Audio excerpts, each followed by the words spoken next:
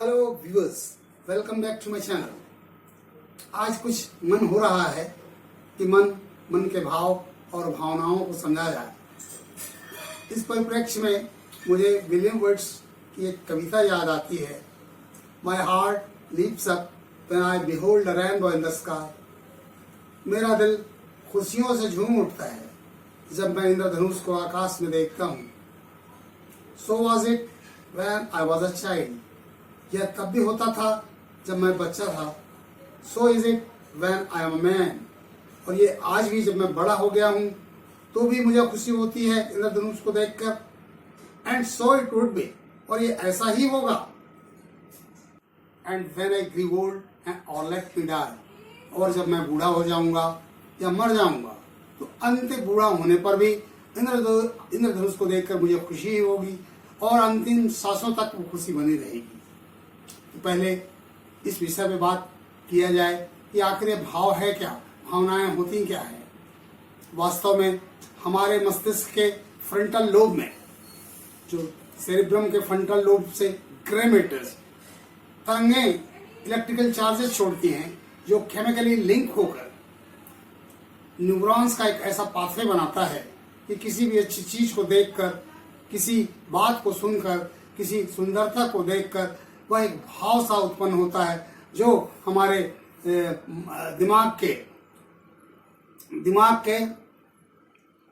हमारे दिमाग में स्टोर हो जाता है। इसे देखकर और पढ़कर मुझे ऐसा एहसास हुआ कि इतिहास के कुछ पन्नों को पलट लिया जाए। Emotions build the nation. Emotions is an essential element that can build a nation or develop an international relationship or make friendly treaties।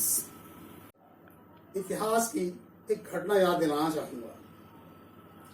जैसा कि आप पढ़े होंगे या जानते होंगे, सन 1789 से लेकर 1799 तक रूसी फ्रांसीसी क्रांति के दौर में नेपोलियन एक बहुत बड़ा सम्राट बनकर उभरा और शासक बना और 1815 तक उसने शासन किया। और इस संक्षिप्त पीरियड में 60 लड़ाइयां नेपोलियन ने लड़ी। उसमें 53 युद्धों को उन्होंने जीता था। केवल 7 युद्धों में उन्हें हार हुई, वो भी आखिरी के वक्तों में। और उस समय फ्रांस यूरोप में सबसे शक्तिशाली राष्ट्र बन गया था। उसका नतीजा ये हुआ था कि विभिन्न देशों को कई बार फ्रांस से मुकाबला करने के लिए, लड़ने के लिए गठबंधन का निर्माण करना पड़ा था। और इस तरह से 7 गठबंधन कोएलिशंस हुए थे और 7 बार सब मिलकर लड़े थे, जिसमें 5 में फ्रांस को जीत मिली थी, सिर्फ 2 में ही उनको हार मिली थी। और इस अवधि में रसिया हमेशा फ्रांस के विरुद्ध लड़ा था। केवल दूसरे कोएलिशन और 7वें कोएलिशन में वो बाहर से मदद किया था और दूसरे कोएलिशन में वो भाग नहीं लिया था। मगर फ्रांस और रसिया के बीच में जो कटुता थी हमेशा से बनी रही थी। उन दोनों के बीच में शत्रुता हमेशा से रही थी, क्योंकि नेपोलियन को सबसे ज्यादा नुकसान जो है रूस पे आक्रमण करने से ही हुआ था। जब यह बड़ी गलती करने के बाद फ्रांसीसी सेनाओं ने, नेपोलियन ने अपने 5 लाख सैनिकों को खो दिया था। वो बात को लोग कभी भूले नहीं थे, वो गम कभी अपने दिल से। मगर इतिहास की एक घटना ने उनकी शत्रुता हमेशा के लिए समाप्त कर दिया था। हुआ यूं था कि एक बार फ्रांसीसी नाविक सैनिक, नेवल सैनिक समुद्री तट से अटलांटिक ओशन के रशियन तट से गुजर रहे थे और संयोगवश वहां पर Russian king Alexander pope the jar खड़े हुए थे। उन्होंने जब उस राष्ट्रीय धुन को सुना, उनको गाते हुए बजाते हुए सुना, तो उन्होंने राष्ट्रीय गीत के सम्मान में अपने कैप को नीचे उतार दिया था। और इस चीज को उन फ्रांसीसी सैनिकों ने भी, सम्मान को देखकर फ्रांसीसी सैनिकों का भाव भी बदल गया, मन की भावनाएं बदलने लगी। और जब वे वापस फ्रांस लौटे तो उन्होंने इस घटना का जिक्र जनरल और शासकों से किया।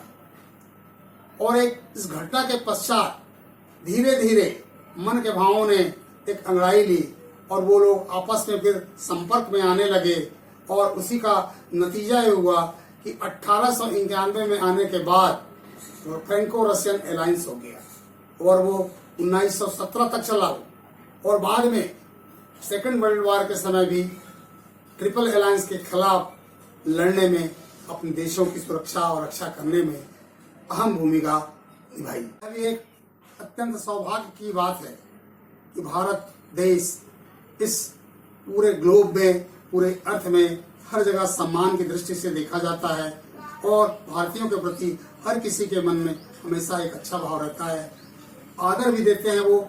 और actually an Indian can make one feel good, this is a plus point. और बहुत ज्यादा प्यार भी करते हैं और मानते भी हैं।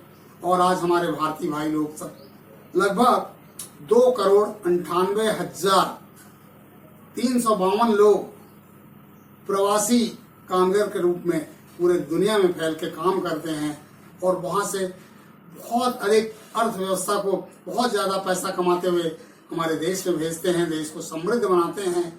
उनमें अगर मैं उन आंकड़ों को विश्लेषित करूं तो लगता है कि मन इतनी बड़ी संख्या में at present all over the world Indian migrants लगभग 2,81,352 लोग काम करते हैं। उसमें से इनको अगर इनका ब्रेकअप एनालाइज किया जाए तो अमेरिका में 4.5 लाख लोग काम करते हैं, इंग्लैंड में 17,64,000 लोग काम करते हैं, इटली में 2,30,000 लोग काम करते हैं, सिंगापुर में 6.5 लाख लोग काम करते हैं, फिलीपींस में,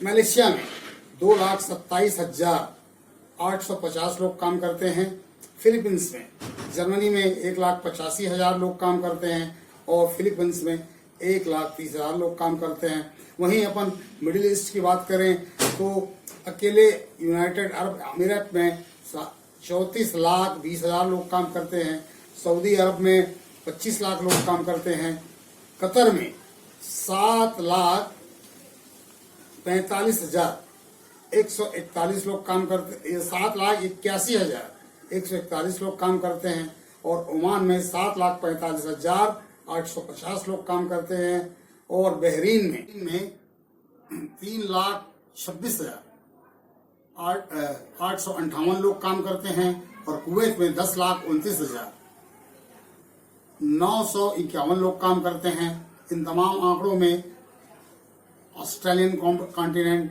अफ्रीकन कॉन्टिनेंट और साउथ अमेरिकन कॉन्टिनेंट के लोग जो काम करने गए हैं और कुछ यूरोपीय देश, उनके आंकड़े इसमें सम्मिलित नहीं हैं। हम सबका यह कर्तव्य है कि हमारा जो मान ऑल ओवर द वर्ल्ड बना हुआ है, जो अच्छा क्रेज है, एक प्रतिष्ठा है, एक आदर है, एक सम्मान का भाव है, एक सद्भावना है, उसको हम बनाए रखें और इन हमारे भाइयों को जो बहुत आर्थिक मदद कर देश को समृद्ध बना रहे हैं, उस स्थिति को हमेशा अक्षुण्ण रखा जाए। जय हिंद।